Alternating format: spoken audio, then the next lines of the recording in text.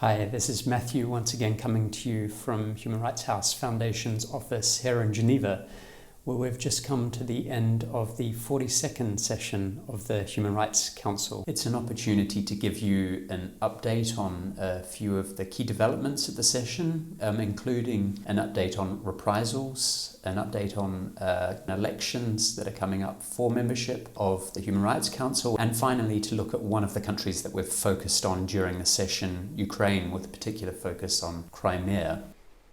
First of all, on reprisals, a real success. Over previous months, we've been working with UN member states to try and achieve a stronger resolution on reprisals.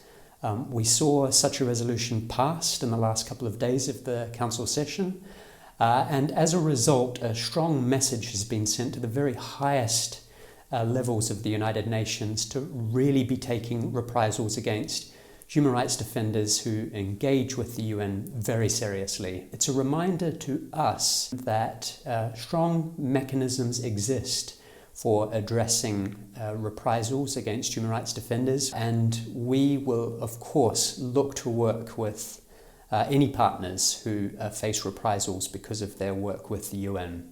In the future, we would like to see these mechanisms strengthened further. We'll be working towards that. Also at this session, it's proven to be the backdrop for discussions around the candidates who are running for Human Rights Council membership beginning of next year. And from the Eastern European group, 3 countries are running for 2 seats, Moldova, Poland and Armenia. We encouraged all of those 3 states to be putting forward strong pledges on human rights, also to be addressing strengthening their relationship, communication and cooperation with their civil societies. Whoever should end up being elected to the Human Rights Council, we will be encouraging and ensuring that they meet the pledges that they've made. We are just about to, alongside 4 human rights houses, to launch a project which looks at ways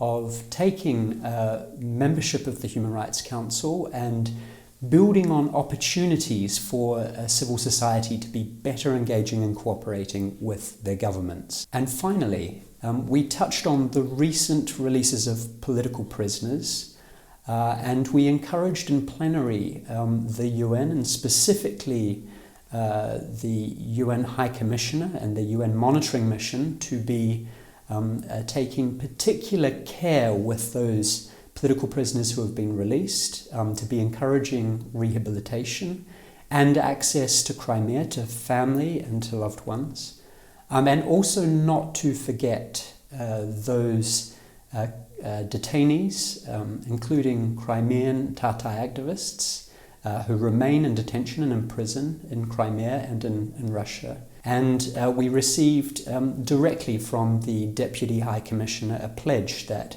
her office would continue to ensure that both those political prisoners who have been released and current political prisoners and detainees are a high priority. So that's it from me, from Matthew and from the rest of the team here in Geneva. Thank you and bye.